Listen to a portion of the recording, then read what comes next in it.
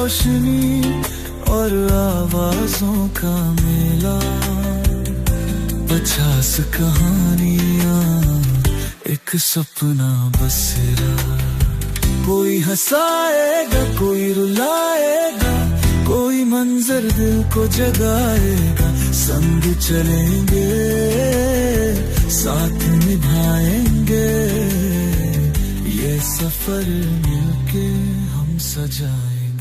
कहानी है प्यार कभी बुरा नहीं होता। प्यार बहुत सारे ऐसे एंगल्स हैं जिनके बाहर है, प्यार बहुत सारे दायरे हैं जिनके बाहर है।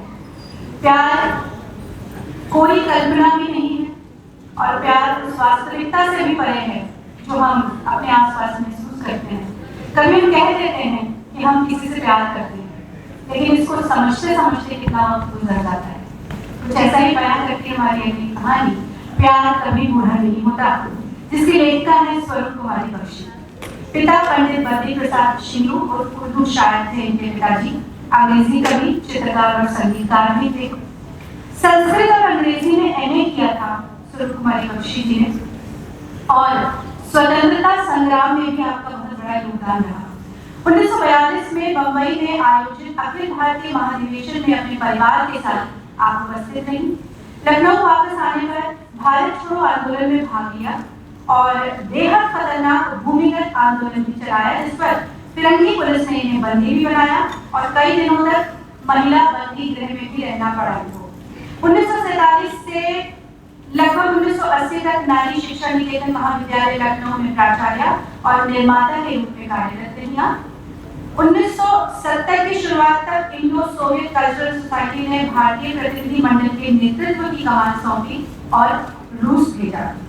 विधानसभा की सदस्य भी रही और 1980 से 89 तक शिक्षा, संस्कृति, गृह एवं समाज कल्याण विभाग उत्तर प्रदेश शासन की कैबिनेट मिनिस्टर भी रही। गर्व भी होता है और खुशी भी होती है हमको जब हम ऐसे लोगों के साथ खुद को जुड़ा हुआ पाते हैं। हमारा सौभाग्य है हमारी ऐसी महिला लेखकों के साथ हम बैठे हैं, और हमारा बहुत बड़ा सौभाग्य है कि आज स्वरूप कुमारी बख्शी जी की बेटी उषा जी यहाँ पर मौजूद हैं। और अब वक्त है कि हम अपनी तीसरी कहानी की तरफ बढ़ें, और जब तक मंच सज्जा तैयार होती है हम वो खूबसूरत महोत्सव गीत आप तक पहुँचाएंगे जो फिलहाल हमारे इस पूरे कार्यक्रम की जान बना होता है। तो बस 2 मिनट का गाल और फिर प्यार कभी बुरा नहीं होता, जिसकी लेखिका है स्वरूप कुमारी बख्शी।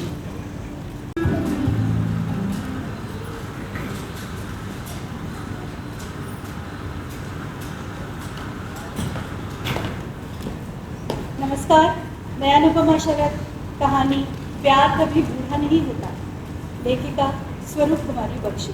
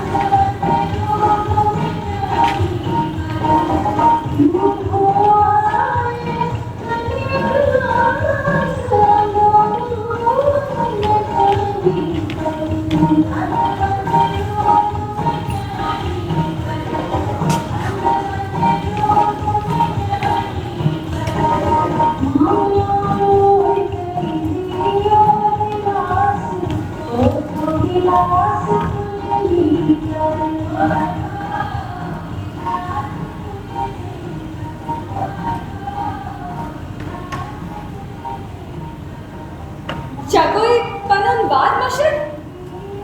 कुसवा रूपा ने कहा, क्या तुम अपना वायदा भूल गए? राकेश ने पूछा, कौन सा वायदा? वो तो इस लड़की को जानता भी नहीं। पर उसको देखकर राकेश को ऐसा लगा जैसे विशाल बाग की सारी शोभा खुशबूदार गुलाब के फूलों को लेकर इस लड़की के रूप में सामने खड़ी मुस्कुरा रही है। रविवार का दिन था। कश्मीर में श्रीनगर से लगभग 10 किलोमीटर दूर झील के किनारे बहुत खूबसूरत फूलों का चमन है जिसे विशाल बाग कहते हैं। रंग बिरंगे फव्वारे थे, सनबर्गर की कटारदार जाली से झरने बह रहे थे। नन्ही नन्ही नहरों के किनारे क्यारियां पीले, गुलाबी और केसरी रंग के गुलाब के फूलों से लदी हुई। कश्मीर के दो पंडित परिवार विशाल बाग में बरसों के बाद मिले। दूर का रिश्ता भी निकल आया। राकेश और रूपा के परिवार की माँ, मासियाँ और दोनों परिवारों को प्यार के रिश्ते में बांधने वाली विद्या यानी दीदी प्यारी लचकेदार बातों में लगी थी। आंखों में खुशी की बिजलियां कौन रही हंसी के झरने चलक रहे थे। इत्र के भीने भीने झोंके उड़ रहे थे और दूर कहीं से संतूर और तूर प्रणाली जो कि कश्मीरी ताल वाद्य यंत्र होता है जो शादियों में विशेष रूप से बजाया जाता है, उसकी संगत के साथ गीत की आवाज गूंज रही है।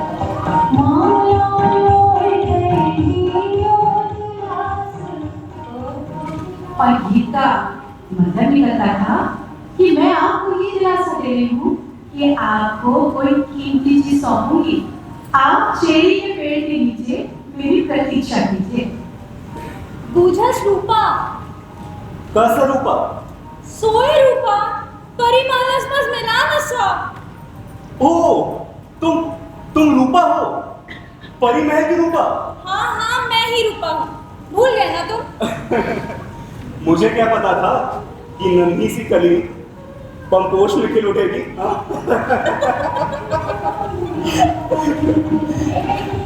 10 वर्ष पुरानी यादें राकेश के मस्तिष्क में कौन थी। गर्मियों की छुट्टियां मनाने के लिए दोनों परिवारों ने श्रीनगर से लगभग 10 किलोमीटर दूर ऊंचाई पर गुप्कार क्षेत्र में आकर डेरा डाल दिया था। वहीं से कुछ दूर पहाड़ी पर ऊंची उठती हुई घुमावदार पगडंडियों के पार परी महल का खंडहर था। आसपास के बच्चों की टोली ने सुन रखा और अक्सर आपस में बात भी किया करते थे। कोई कहता, पता है परी महल में ना ठीक रात के 12 बजे बादशाह सलामत की महफिल लगती है। मल्लिका मुअज्जमा भी आती है, होशियारी और नगाड़े की आवाजें भी सुनाई देती है, लेकिन कोई दिखाई नहीं देता। दूसरा बच्चा कहता, हाँ परियों के घुंघरों की झलक झलक भी सुनाई देती है, पर परियां वो तो नहीं दिखाई देती। साज और सूर की आवाज सुनाई देती है, पर संतूर का साजिंदा बूढ़ा जिसके बाल और दाढ़ी सफेद है दिखाई नहीं देता। हाँ बच्चों की नटखट नाटक टोली के साथ रूपा और राकेश रोज शाम से परिवार के खंडहरों में मंडराने होते, पर जंगल के बढ़ते हुए अंधेरे में ठीक 8 बजे कान में सीटियां बजने लगती। दिल धक धक करने लगता, अंग अंग थर थर कांपने लगता। चांद की आड़ी तिरछी किरणों की छाया में भूत प्रेत दिखाई देते ही बच्चों की टोली डर के मारे नीचे भागती और डेरे उठाकर सांस लेती। और कोई कहता, अच्छा आज नहीं कल चलेंगे कल। हर कल तो फिर वही हाल। और इस तरह छुट्टियों के दिन बीत गए। राकेश मुझे भूलना मत, अच्छा? 7 वर्ष की बालिका रूपा ने कहा था। नहीं रूपा, 12 वर्ष के बालक राकेश ने जवाब दिया था। वायदा? हाँ, वायदा। निशादबाग की रंग भरी, प्यार भरी और शर्मीली शाम के बाद दोनों परिवारों में मेलजोल बढ़ गया। पिकनिक के प्रोग्राम बना करते थे। कुकरनाग, अच्छबल, डल झील, मानसवल झील, बादाम, अखरोट और सेब के खुशनुमा खुशबूदार बागों की और पोंकुल में जाफरान के खेतों की सैर। परी महल में रूपा और राकेश की पहली मुलाकात, निशाद बाग में उनके परिवारों का मिलन और चश्मे शाही के किनारे दोनों की मंगनी की बातचीत। हाँ, पर शादी अभी नहीं। भाई राकेश डॉक्टरी का कोर्स तो पूरा कर ले, शादी तो तय है ही। समय खुशियों के पंखों पर उड़ने लगा। प्यार के रंगीन सपने जगमगा लिए। रूपा के घने घुंघराले केशों में काले काले बादलों की घटा चढ़ाते, रूप रंगों में फूलों की बहार और आंखों में कश्मीर की तारों भरी रात मुस्कुराया करती थी। फिर सन 1990 की घटना है। कश्मीर की खुशनुमा वादी में प्यार और मोहब्बत के आशियाने में आग लग गई। प्रदेश में आतंकवादी घुस आए थे। देखते ही देखते पर्वत चोटियों से लेकर घाटियों तक रक्तपात, लूटपाट, बम विस्फोट, अग्निकांड की भयंकर घटनाएं होने लगी। जनजीवन त्रस्त अस्त व्यस्त हो गया था। इस रक्तपाती तूफान में इधर उधर सुरक्षित स्थान की खोज करने वाले बदनसीब घर से बेघर उजड़े हुए हजारों परिवारों में 2 परिवार, रूपा का और राकेश का भी था। खतरे की घंटी बजते ही राकेश के पिता किसी प्रकार जान बचाकर अपने परिवार के साथ जम्मू होते हुए किस्मत के मारे रेलवे स्टेशन पर पहुंचे। वहां से शरणार्थी शिविर में भेज दिए गए। कई दिनों की खोजबीन और मानसिक कष्ट के बाद राकेश अपने परिवार से पुनर्मिलन हो पाया। राकेश के दुख और व्यथा का अंत नहीं था जब उसे ये सूचना मिली कि रूपा का घर जला दिया गया था। उसका परिवार इस समय कहाँ है, किसको नहीं पता था। उधर शरणार्थी शिविर में शरणार्थियों की दशा हृदय विदारक थी। सबका एक ही होना था, हाय क्या गुम, क्या हो गया। हाय, हम अपने ही देश में शरणार्थी हो गए। किसी के घर में मां है तो पिता की हत्या हो गई, पिता है तो बेटा मार डाला गया। बच्चे हैं तो माता पिता नहीं।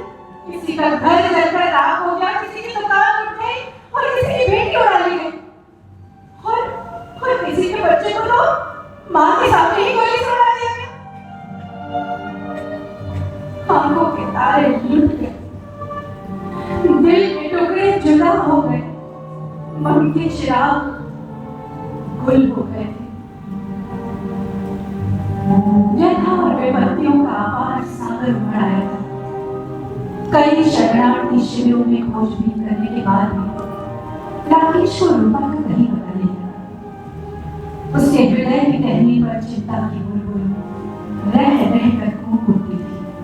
रूपा! रूपा! और फिर एक दिन जम्मू से लगभग 50 किलोमीटर दूर उधमपुर में शरणार्थी शिविर में रोगियों के उपचार के लिए डॉक्टरों की टीम भेज दी गई।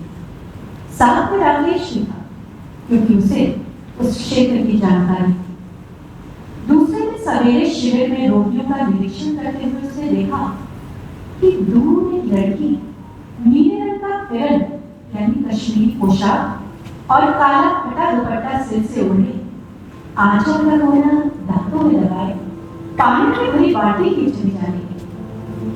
उसकी पीठ पर खुले घुंघराले बाल लटके। राकेश को लगा मानो बादलों की कोई घटा दूर का चांद सितारे धरती पर। वो लड़की शायद थक गई थी। उसने बाल्टी नीचे रख दी और हाफे लगी। राकेश के मन में दया हो गया। वो तेजी से आगे बढ़ा और उसने बाल्टी उठा ली। लड़की ने घूम कर देखा।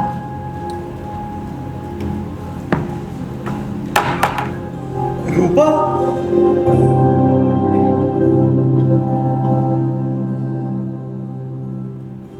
रूपा के चेहरे में उसके परिवार की दुर्दशा को देखकर राकेश का हृदय द्रवित हो गया। उसके घर में आतंकवादियों ने आधी रात के समय अचानक हमला कर दिया था। रूपा अपनी माँ, छोटे भाई बहन और बूढ़े दादा को लेकर पिछवाड़े की दीवार से कूद कर निकल गई। साथ में उसके पिताजी भी थे, जिनकी टांग में गोली लग गई और इसलिए वो धीरे धीरे चल रहे पिछड़ गए और अचानक साथ छूट गया। अंधेरी रात इस परिवार को अपनी ममता भरी काली गुदड़ी में छिपा लिया। खेत खेत से होते हुए कांपते कांपते ऊपर के परिवार वाले बड़ी सड़क तक गए।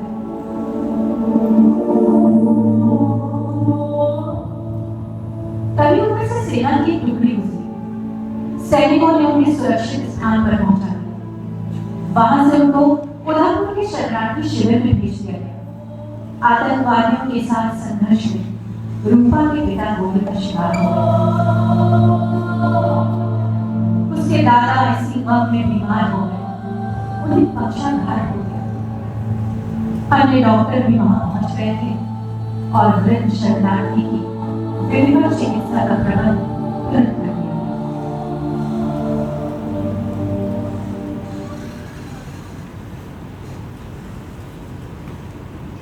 रूपा,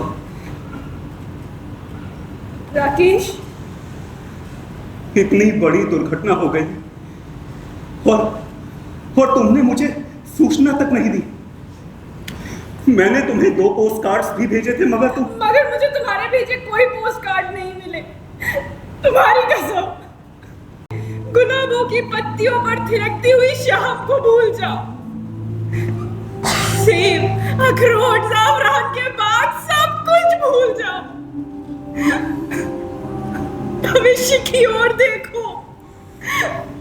कश्मीर की बुझती हुई किस्मत को देखो राकेश। मेरा भविष्य तुम हो रूपा, कश्मीर भी तुम ही हो। नहीं राकेश, पिताजी की हत्या के बाद मेरे पूरे परिवार का बोझ मेरे ऊपर आ गया है। मैं अपने इंद्रधनुषी भविष्य के सुख के लिए अपने परिवार का बलिदान नहीं दूंगी। ये मेरा अंतिम फैसला है। तो क्या इस फैसले में मेरा कोई योगदान नहीं है? योगदान है राकेश, योगदान है। हमारी बिरादरी के सारे युवक और युवतियां अगर अपनी जिम्मेदारी लेकर एक एक डूबते हुए परिवार का सहारा बन जाए तो। राकेश, मैं एक टीचर हूं। मैंने अपने परिवार की जिम्मेदारी ली है। तुम एक डॉक्टर हो राकेश, किसी डूबते हुए परिवार का सहारा बनो और इसी तरह नियोजित ढंग से हम कश्मीर की मेल जोल की संस्कृति को, शिव शक्ति की बहती हुई ज्ञान की धारा को, इसके पूजा स्थलों को और टूटते हुए समाज को सुरक्षा दे पाएंगे राकेश।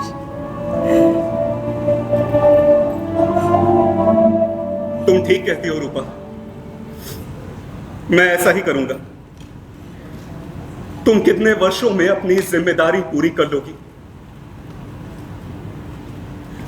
मेरा छोटा भाई रवि लगभग 5 वर्षों में अपने पैरों पर खड़ा हो जाएगा और परिवार की जिम्मेदारी ले लेगा। उसके बाद मैं स्वतंत्र हूं। अगर राकेश, ये 5 वर्ष त्रिकूट की चढ़ाई होंगे। मैं इन 5 वर्ष नहीं, पूरी जिंदगी तुम्हारा इंतजार करूंगा। नहीं राकेश, इन 5 वर्षों में आतंकवाद और रक्तपात से शोषित कश्मीर बूढ़ा हो जाएगा। इसके झरने, वादियां, आबशार सब बूढ़े हो जाएंगे।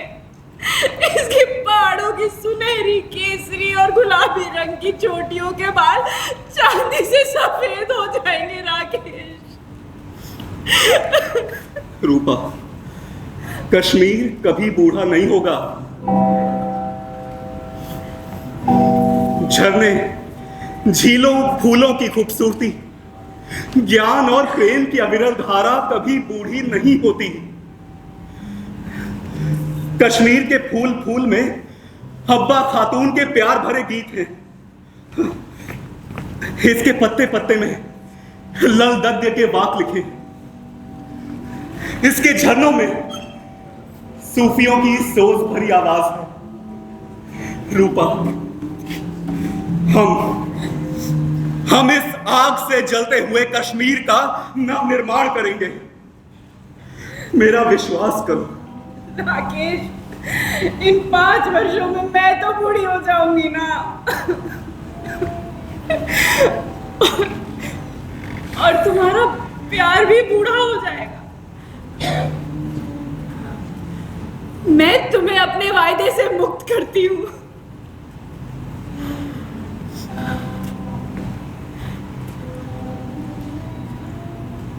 रूपा, प्यार कभी बूढ़ा नहीं होता।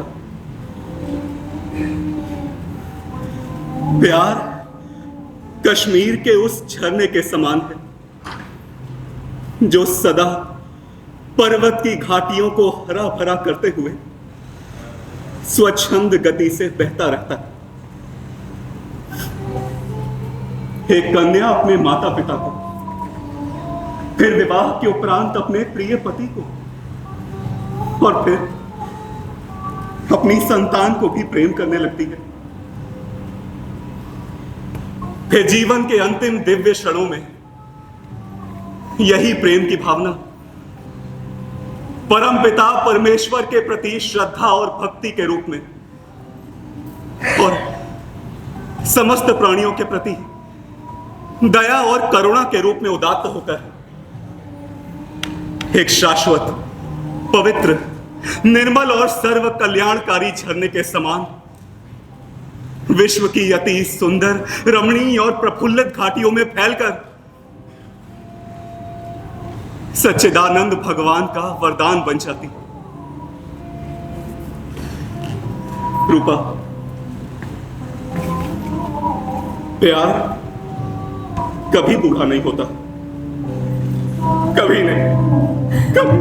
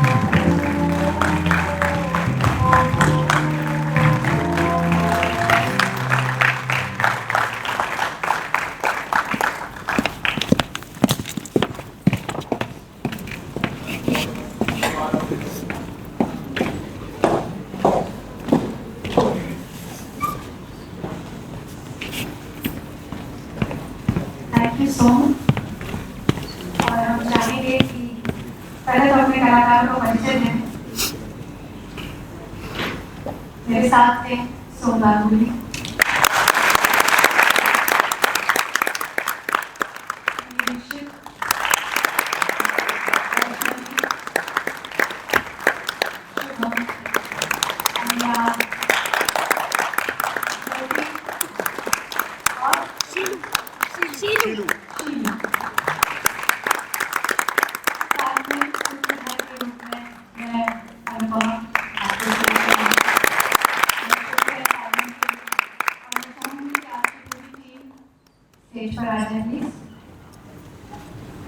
आज की तीनों कहानियों के हमारे जो कलाकार थे, संजय जी, प्रसूति जी, दर्शना मुकेश जी,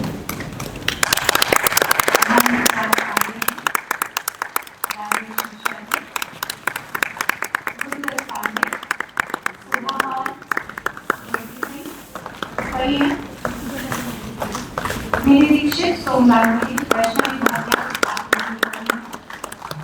और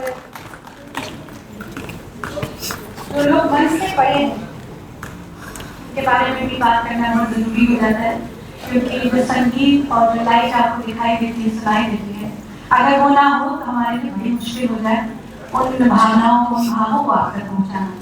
तो प्रकाश परिकल्पना गोपाल सिन्हा जी,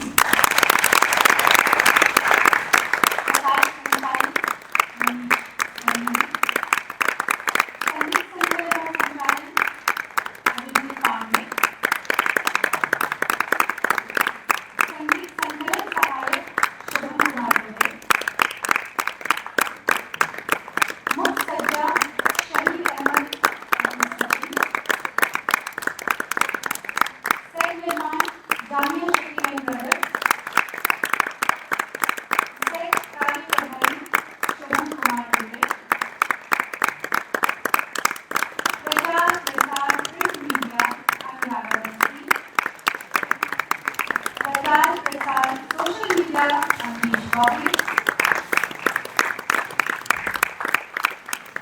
video and photography Anurag Shiva,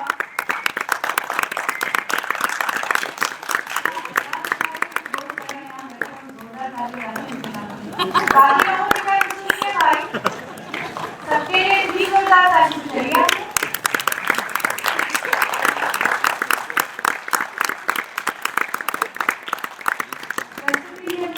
प्रकाश पांडे, सामान्य व्यवस्था राजेश मिश्रा, अजय भटनागर, मन सरदार, रंगम परिधान और समारोह में वो गीत जो मैंने शायद परसों में कहा था बात करते हुए कि जैसे आँख खुलती है ना, वो गीत गूंजने लगता है, सुनाई देने लगता है और हर समय सुनाई देता है।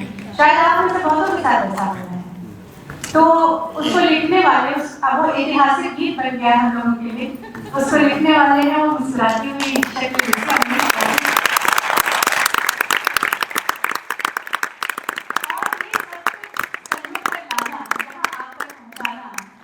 इसके पीछे जो एफर्ट्स हैं, जो हमारे निर्देशक हैं, जो हमको तैयार करते हैं, जो हमको मांझते हैं, जो हमको इस बात के लिए रेडी करते हैं, जब हम कहते हैं नहीं सर हम ये नहीं कर पाएंगे, अरे कर कैसे नहीं पाएंगे, तो वो विश्वास हमारे अंदर जगाने वाले संगम बहुगुणा जी और विकास कुमार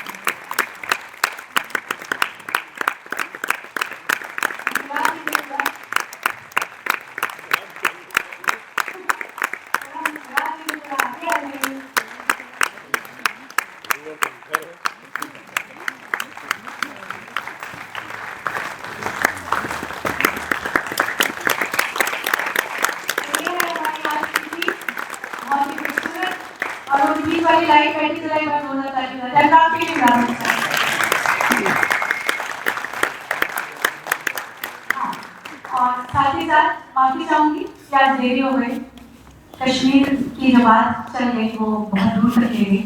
हमारी आज की लेखिकाएं, हमारी माननीय लेखिकाएं हमारे साथ यहाँ पर मौजूद हैं, मैं चाहूंगी कि वो मंच तक आए। शालिनी राय निगम जी और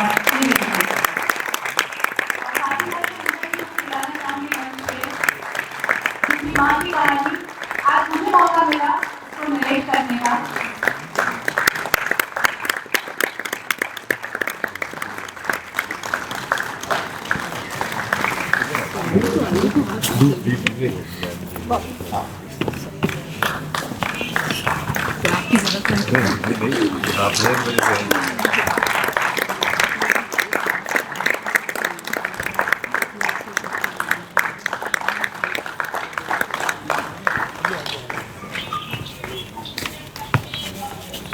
तो अब पूरी होती है हमारी आज की थी।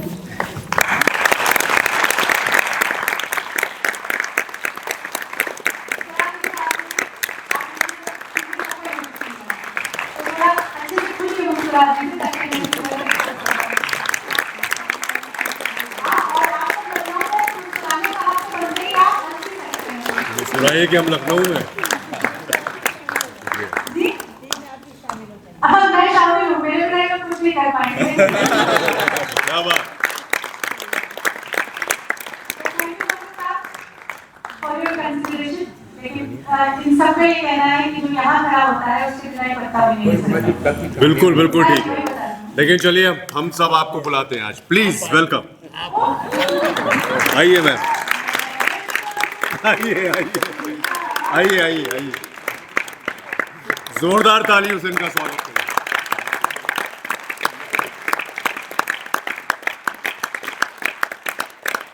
Thank you sir, please. Thank you so much. कल की कहानियों की बात हो रही थी, मैं आपको बताती चलूं कि कल हमारे पास 3 कहानियां होंगी। पहली होगी डॉक्टर करुणा पांडे जी की लिखी कहानी नज़ीर, दूसरी होगी पद्मश्री डॉक्टर विद्या बिंदु सिंह जी की कहानी पंख सा, और तीसरी होगी अदृश्य निशान कविता राय जी की लिखी कहानी। Same time same place with same anchor, यहाँ मुलाकात होगी आपसे। जाने से पहले एक रिक्वेस्ट है कि जैसे संगम जी का कहना है कि दर्शक हमारे देवता हैं, देवताओं के लिए हम तो कुछ नहीं कर सकते, लेकिन स्वयं अपने लिए आप लोग प्लीज एक जोरदार ताली